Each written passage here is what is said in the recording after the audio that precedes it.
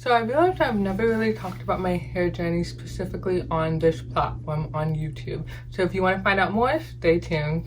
Hi, this is Brittany and you're watching Loc'd Queen Bee. If you haven't already, don't forget to subscribe by hitting the subscribe button and also click on the bell so that you get notifications whenever I upload a new video. Okay, so we have a lot to cover, so let's just go ahead and jump in.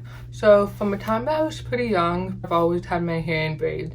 So I'm going to include some pictures that you guys can look at. And yeah, so me and my sister, we've always had our hair in braids. We've had box braids, and those were like the very 90s style of box braids. So they were chunky, they were long, they were pretty, they were beautiful. They were kind of like the Marisha braids before she started wearing micro braids.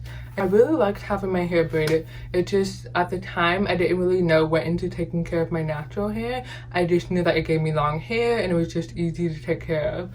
I had my hair out a few times when I was younger, but I never actually did my own hair. My mother always did my hair, and she continued to do it throughout like middle school and high school.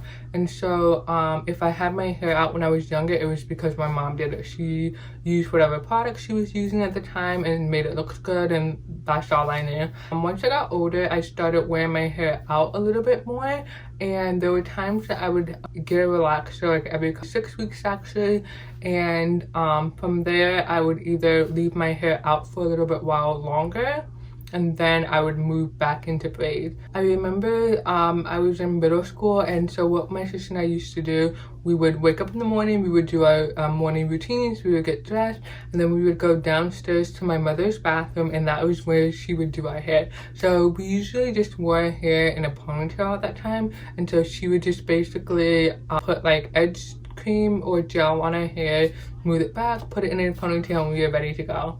And so it wasn't required of our hair at that time. I definitely did not detangle my own hair, and I'm pretty sure I didn't even wash my own hair at that point. At some point I kind of like started experimenting with my own hair, like just a little bit, as far as doing like different hairstyles. And so I remember I was younger, and the hairstyle at the time was kind of for like white girls to do their hair in a way to wear it down. They would have their hair down, but they would take like a tiny strip in the front and kind of like put it in like a ponytail kind of, and so they would have like this flat long hair that came straight down, and they would have a section of hair going back in a ponytail. It was a cute look, but it didn't look the same on me. So at the time that I tried it, I had like big hair. It was relaxed, but it was still big, and so I tried that look. So I had hair coming out here, and then I had a tiny strip of hair going back, and it didn't look the same, and so I didn't think that that hairstyle looked good on me. But if I were to try that now, well, with longer hair, I'm sure that it would look amazing. But at the time that I tried that hairstyle, I expected it to look the way the white girl's hair looked. Their hair was flat, it came straight down, and it looked good on them. And so I was kind of bummed that that style didn't look good on me, and so I kind of just like moved past it. I didn't really think anything of it other than the fact that it didn't look good on me. I moved on to high school, and I started doing my hair a little bit more. I started flat ironing it whenever my hair was out, and I did that because I wanted to have like straight hair.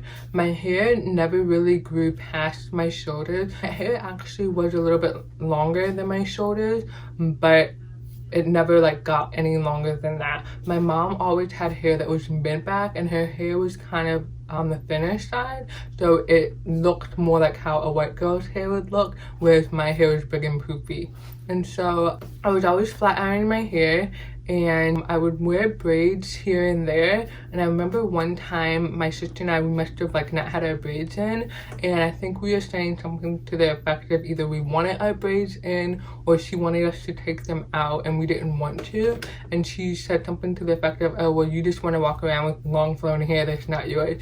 And looking back, I find that comment kind of like funny, because like Black women are known for constantly changing our hair. We wear weaves, we wear wigs, we have braids, braided extensions, we have the Senegalese twist that also require extension. So Black women are always wearing hair that's not theirs. And so I thought that was an interesting comment for her to make. It was also a negative comment, because like, who doesn't want to wear their hair in braids, you know what I mean? And the way that she said that was meant to make us feel like there was a problem with that. And so still went back and forth between wearing my loose relaxed hair and having braided hairstyles.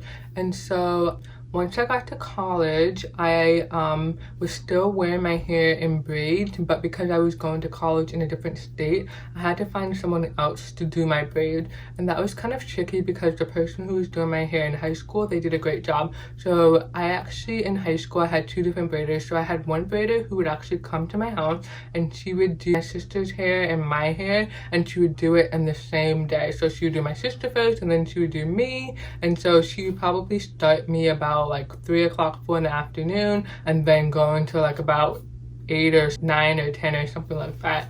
And so she would basically do 2 heads in one day, and I can't really imagine myself doing that because that's a lot of standing, and that's a lot of like work and tension on your hand to be braiding all day. And so that was just amazing that she even did that. The second person who did my hair, we actually traveled to her salon, and she had this really like cool technique of like making like the knot where you attach the hair to your hair. She just had a way of making like the knot like less noticeable, and at that time that was like a really cool look, and that was like the micro braid look. And so that was great.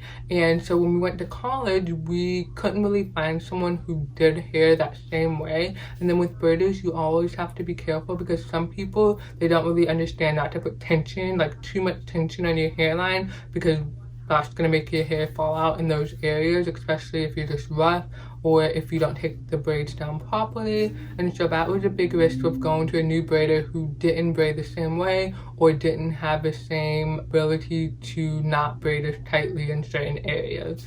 I definitely wore a lot of weaves in college. I remember this one time I went to a local salon and I must have gotten like 16-inch hair or something. It was super long, and my teammates commented on it, and I felt crazy running down the court because my hair was just swinging, and it was so much hair that I had to like band it the way like Serena does, but like multiple bands, just because my hair was like all over the place.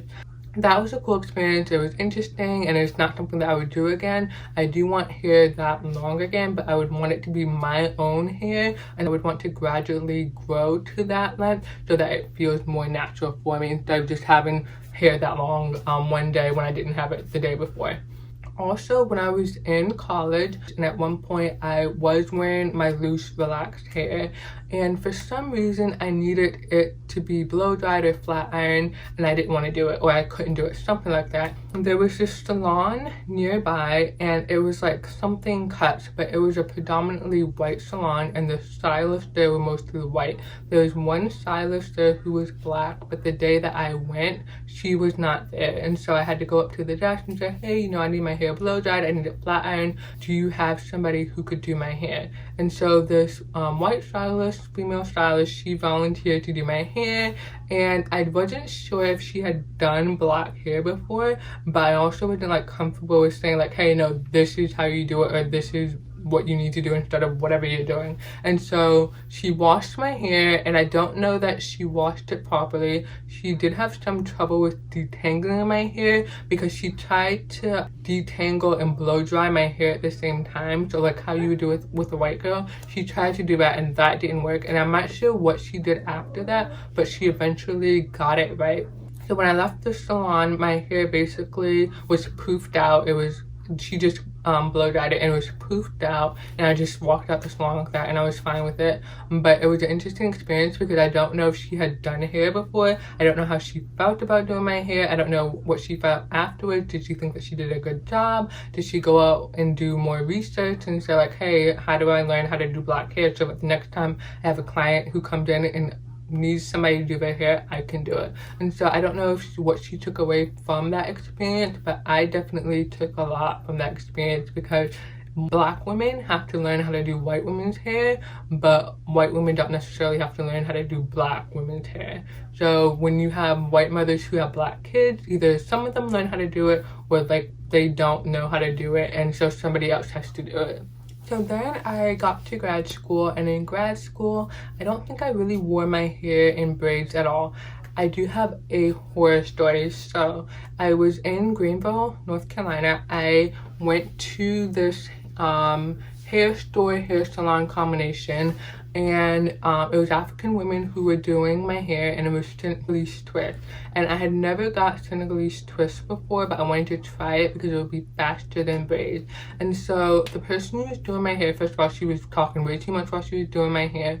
And then, do you know how after you do like a braid or a twist, you go like up and you cut like the flyaways or whatever? She was doing that, but she was literally, instead of doing this, she was literally like cutting into the braid, and I didn't see her do that, but I could feel some like weird tension on my hair. And so I was like, when she was doing that, I was like, what's going on? And so I got home, I think I either left the twist in for a couple of days, but I took the twist down, and when I got to some of the twist, I saw that my hair was uneven. And it was uneven because she had cut into the twist, and it would have been different if she cut into the twist where it was just like the fake hair, but she cut into the twist where it was actually my hair. And so I wasn't happy about that because my hair was basically chopped up in different pieces or different areas of my head, and I didn't like that at all. And I'm pretty sure that I wanted to cut it off to even it out, but my mom was like, no, don't do that. And so I just kind of like left it alone. But I was very upset about that, and I wanted to complain to them because like, what are you doing? Like, why are you cutting into my braids? Why are you cutting into the twist? What are you doing? And so that was an annoying experience for me, and I only got my hair braided a few times after that, but I wasn't really feeling the braids that much anymore. And so I definitely wore my hair loose or in weaves during that time. Around 2012, August 2012, I think maybe just a little before that, my sister started doing research on natural hair, and so she was like really just finding out like what does it mean to be natural, how do you care for natural hair. And so she was sharing that research with me, and we kind of decided to stop relaxing our hair. And so we stopped relaxing our hair. It was really cool to see like the new growth. Like, I've seen new growth before, but it's always been looked at like as a bad thing, like, oh, I have new growth, I need to get relaxed, or oh, my new growth is coming in and my hair looks snappy or something like that. So it wasn't really seen as a positive in some sense. And so it was really exciting to see my new growth come in, to kind of like try to figure out what my curl pattern was. And I just wanted my hair to be longer so I could see more of the pattern. And so at some point, maybe May 2013, so this was towards the end of my college basketball season, but we were still like in like the final tournament. So like we did the NIT tournament and we did some other tournament. And so I was still playing, but I had this thought one night to cut my hair, to big chop. And so I didn't tell anybody. At that time, I lived in an apartment where I had my own room and my own bathroom. So I just went into the bathroom, closed the door, and I started snipping away pieces of my hair. And the only thing that was kind of like a regret with me big chopping was that I didn't have anybody help me, and so I probably cut off more hair than I should have. I definitely couldn't see what I was doing all around my head. I didn't have a 2-mirror setup at that time, so I was just snipping and cutting, and I didn't know where I was cutting and all of that. And so once I was finished cutting my hair, I went to my sister's room and I showed her my hair. I took a picture of like my haircut or whatever, and I sent it to my family, and they didn't realize at first that I had big chopped my hair and stuff. And so it was funny because my dad said something and he was like, oh, like, what am I looking at? And then my sister was like, she cut off my hair, like, what are you talking about? And so that was funny. And then like either that same night or the next night, I went to a teammate's apartment and she just helped me to cut off the pieces that were like straight, like relaxed hair. I don't know why my sister didn't do it, but she helped me the second time I big chopped. And so from there, I kind of like had to figure out how to wear my hair. So I started wearing headbands a lot, like athletic headbands, not like the girly ones that I wear now. And so I remember one time I went to practice, and this was like just after I had cut it, and I went into the weight room and I had a male trainer who was our weightlifting coach, and he was black, and so he knows about black women in hair. And so he saw me and he immediately went like this, and I knew from him doing that he knew right away that I had cut my hair.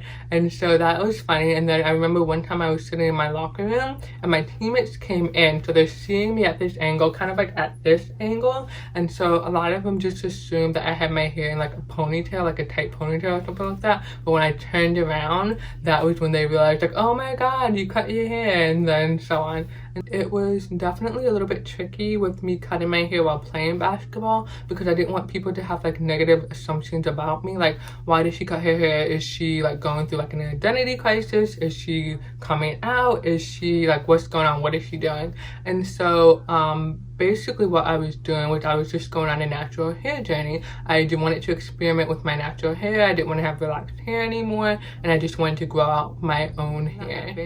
About August 2013, I ended up moving to New York City. My hair was definitely longer by then, and so I started to wear my hair up more. So I would basically wear it in an afro puff because I couldn't quite do a bun yet. And so my technique was to take a scarf.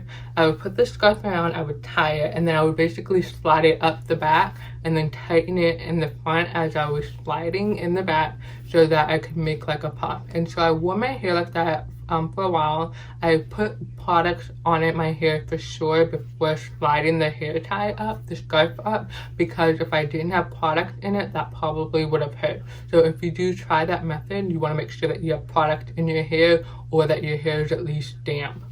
So then I got to a point where I could start trying wash and goes, and so that kind of required a lot. So basically I would suction my hair, I would spray it, I would put product on it, and then depending on what time of day it was, so like if it was the same day, sometimes I would just let my hair air dry and it would shrink up into like a little puff ball. And then other times I would do that routine in the morning, and I would put my hair into a ponytail, and then I would go to work. And then once I went to work, I would work the full shift, the full day, and then at the end of my shift, I would take the ponytail out, and my hair would still be damp in places where the hair tie was, but my hair, when it dried, it didn't shrink up considerably. So I still had a stretched out style.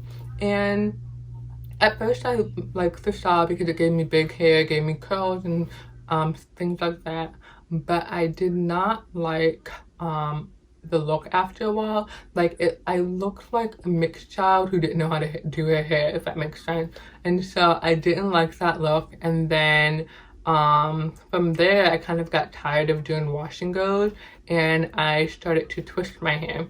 So my twist started out very big and chunky at first, so I probably had like, what, 50 twists or something like that, and that's not a lot.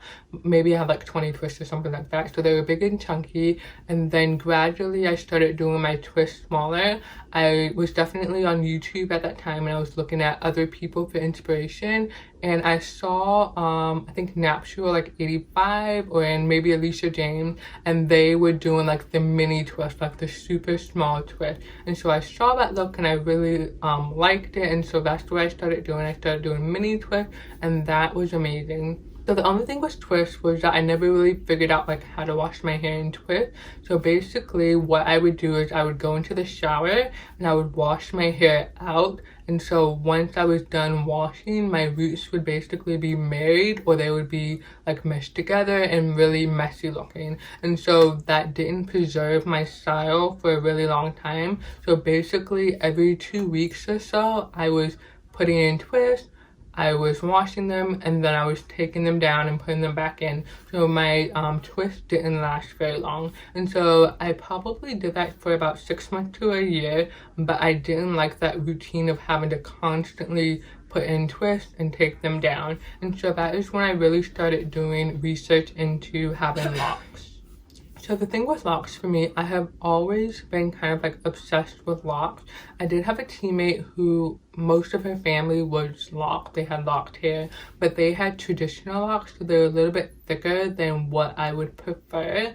But I had always liked seeing locks in other people, especially men who you could tell they took care of their locks, and then when they got their hair retightened, they always had like really cool styles and it just looked really good. And so I've always admired locks, and so somehow I came across Sisterlocks, I don't know how, and I was like, oh, like this looks good, like these are locks but they're smaller and I want that style. And so I did a bunch of research. I kind of like figured out like what went into the process.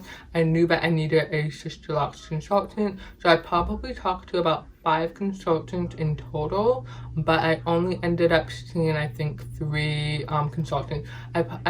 That's not true. So I saw 3 consultants, and then the 4th person I saw ended up being like my main consultant. And so the first person I saw, we made an appointment via email that I would come to her for a consultation. My mother drove me to the appointment with my sister because we didn't know the area that I was going to.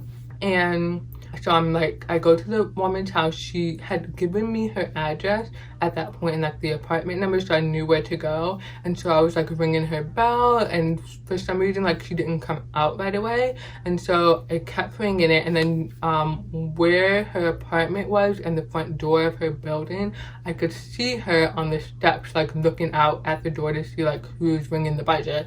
And so she was confused, and then I was like, you know, through the glass talking to her like, hey, I have an appointment. And so she eventually let me in, and for some reason she was confused about why I was there. She didn't like remember making the appointment with me, so I had to show her on my phone like, hey, you booked an appointment with me at this time on this day. And so she was like, oh, okay. And then she realized that she was wrong, and so he was actually doing somebody's hair, so she couldn't like do a consultation at that point. And so I was like, oh, can I come in? And she was like, what, to see the client? I was like, no, to see the hair, because like you were supposed to be working with me right now. And so she let me come in. I saw the client, but I couldn't really see her hair. And then I just basically asked like a couple of questions, and then I left. And so when I left, some point after I left, she emailed me back and like apologized for everything, and I guess she wanted me to start up like another appointment with her, and I wasn't gonna do that because 1, it took a lot of time to get there. My mother drove me, but she wasn't gonna be able to drive me to every appointment. And then 2, at that point I was taking the trains. I wasn't really taking buses too much, and the places that I was going didn't require a whole lot of transfers. So with her and where she was located, it required more travel than I was used to, and I wasn't comfortable with doing that. My second experience with a consultant, there was somebody who I think was either in Upper Manhattan or the Bronx, but on the west side. I live on the east side, and so I had to take off time during work to go see her because she didn't have like an evening appointment available, or she didn't work weekends or something like that. And so I went to see her. She was charging $500 like flat for the installation. I had about 8 to 10 inches of hair. My hair is super thick. She said that she thought it would take about 3 days to do my hair just because of how much hair I had. And so we decided to put some test locks in. I think she was supposed to put in 5 test locks, but she only did like 2 or 3. And the reason why she only did 2 or 3 locks was because the way that she was putting the locks in didn't sit right with me. So what I noticed was that like she wasn't kind of like doing like accurate parting. Basically what it felt like to me was like she would grab a section of hair, interlock it, and then like kind of like trim the base to make it neat. So I didn't like that, like, why are you cutting my hair? I didn't like that. And then when she was actually interlocking the hair, I could feel her putting tension on individual strands of my hair while she was interlocking from the tip of my hair to the root. And I didn't like the feeling of that sensation, especially knowing that every single lock that she put in was going to feel that way. And so that wasn't something that I was willing to do. And so I let her know that, okay, this is uncomfortable. Like, people say that it should feel like getting your hair braided. That was not at all how it felt. It felt like something else. I left the appointment, and basically I let her know that I would like email her back to let her know what I was gonna do. And so she was just telling me like, hey, you know, this slot is gonna fill up, $500 is cheap, like you need to let me know soon. And so I ended up emailing her back like that same night, like, hey, can you do like micro twist instead? And she just replied back, no. Like, and no, that's it. And I was annoyed by that because I feel like as a hairstylist, you should care about like meeting your customers' needs. Like if you can't do something, fine, but she could have wrote more than no. Like, no, I'm sorry, I can't do that. I can recommend you to someone or something like that. She just said no and no. And so that annoyed me, and I actually wrote to Sisterlocks to complain about that because like, I don't think that's how a stylist should treat a client. It obviously didn't work out with her. And what happened was during the appointment, she let me know that she was moving. I think when we initially talked over email, she mentioned that she was moving. And so when I got to her, she mentioned that she was moving and that my retightenings would have to happen with someone else. And she was actually going to refer me to that person. And so that is how I found the third consultant. She had a salon in Brooklyn. She was great. She has an Instagram. I don't know if she has a YouTube, but her work is great. And so I was really excited about going to her. Like the salon was super amazing. Like I was really impressed when I went to the salon.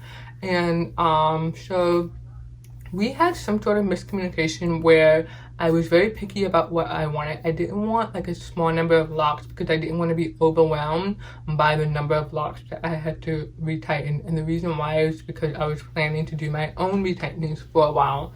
And so I let her know that, and for some reason we were kind of like going back and forth on what I wanted, and for some reason she thought that I wanted her to count the number of locks that I had while she was like doing my installation, and that was not the case. It's not that I wanted her to count my locks, it's that I wanted her to give me a size of lock that would give me a lower number, if that made sense. One of the things that she mentioned when we were talking during the consultation was that instead of Sisterlocks, I could get my hair braided. And so I went to a shop not too far from my house to get my hair braided, and they did an awful job. So I didn't think that I had to explain to them like, hey, can you do neat parting, can you do the locks the same size and all of that. And so I actually asked for C parts, and so that means like the round parts instead of like boxes. And so that was awful because the locks were different sizes, it didn't look great, it wasn't neat and all of that. And so I was so mad because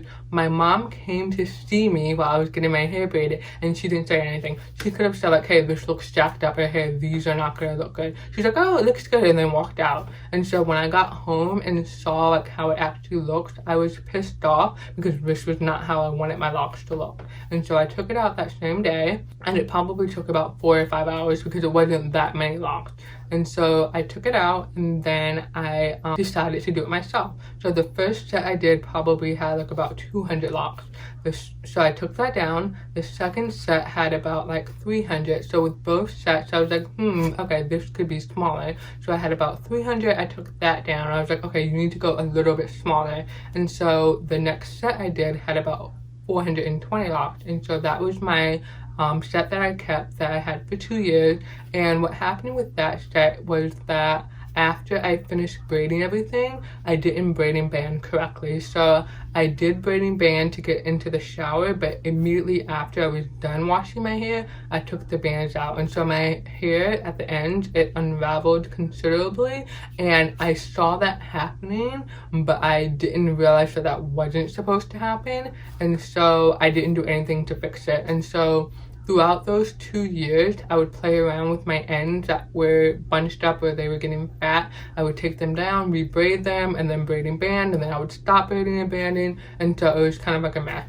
And so one other thing that I kept doing with that set was that I kept changing my hair in this area. So I felt like the locks that I had initially put in were too small. I took them out, made them bigger. Those are too big, made them smaller, made them bigger, and then whatever, the way that I left them, I didn't like that it looked on the right side. So the right side of my head, it looks like the parts were like kind of like random instead of like boxy and in a row, and I didn't like that look. It looked that way even after I got my hair retightened, and so I knew that this was not something that I was gonna like. The thing is though, I was willing to like kind of like let it go because I really want to grow my hair to waist length, and I would have just cut off the fat ends as my hair got to a length where I was okay with cutting them.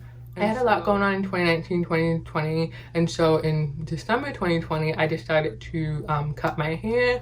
I had been thinking about cutting my hair, starting my locks over for a while before that, and so I just decided to cut it. And literally after I cut it, I was trying to figure out how to put my locks back in. I looked up methods for reattaching your locks. I emailed my consultant and said, hey, do you know how to reattach locks? And she was like, no, not really, but whatever. And so I ended up talking to via email the salon in Manhattan or Brooklyn, and they would have charged me like $2,000 to reattach 400 locks. And so obviously I didn't have 2 inches of hair, which was a requirement for that, and I definitely didn't have $2,000 to spend on reattaching locks that I had foolishly cut off. And so that wasn't an option, and so the only choice for me at that point was to basically grow my hair out. And so I used a lot of product. I used styling gel to at least make my hair look neat. And so then I somehow realized that the consultant that I went to in Brooklyn, that she could work with 2 inches of hair. My main consultant, who I've been going to during those 2 years, she only started at 4 inches, so I had to wait until I got 4 inches of hair in order for her to do it. But then the consultant in Brooklyn, she could do it with 2 inches. So at the time that I went to her, I had between maybe 1.5 to 2.5 inches of hair. And so I went to her, she put in 2 test locks, they looked great. This micro, I think, fell out, the small didn't, and then the large fell out, or something like that. The medium fell out, something like that. And I actually booked an appointment with her. I was supposed to go on like a Monday or something like that. The Saturday before that Monday, which was the day of my appointment, is when we had the stay-at-home ban, and so my appointment was canceled. And at that point, I really wanted my hair done. So I reached out to her and she was like, well, you can come to my home studio. What I didn't realize was that her home studio was an hour away by car. I thought it was much closer, and I was willing to take an Uber there. But then once I realized how far it was, that was an hour and that's gonna add up in Uber fees, I was not able to book that appointment with her. So at that point, you know, I had to figure out what I was going to do with my hair. I could have just left it alone and grew my hair out more, but I really wanted to have locked hair. I didn't want to have loose hair anymore.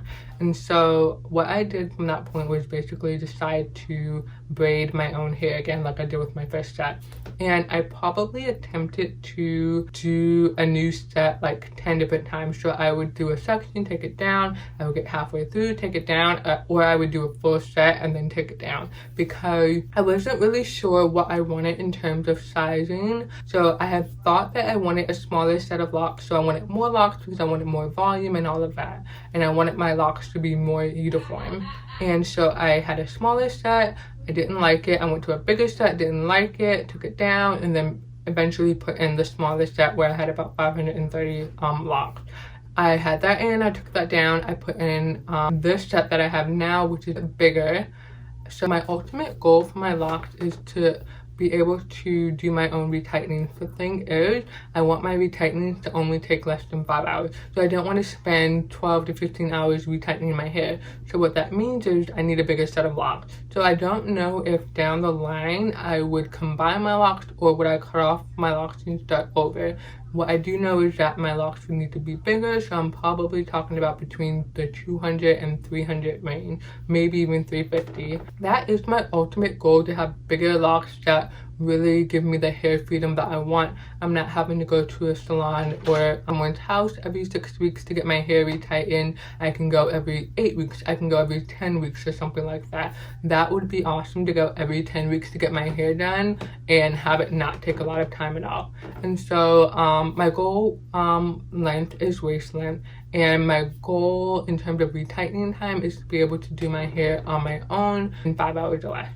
And so yeah, so that's where I'm at with my hair journey. Right now my hair is a lot longer than when I started my hair. My first set with short hair after big chopping in the end of 2019. I'm just hoping that I keep this set in. I really want to get to like 10 months or something with this set, because I know that in 10 months my hair is going to change a lot. It's going to get fuller, it's going to get a little bit longer, and so I'm really excited for this hair journey, and I'm glad that you guys are here with me. So to wrap up this video, I want to thank you guys for watching and for listening as I talked about my different hair experiences. I want to know about your hair experiences. What are some horror stories that you've had? What are some hairstyles that you've really liked? And what are some hairstyles that you want to try? So definitely let me know in the comment section below, and I thank you guys for watching. Bye guys.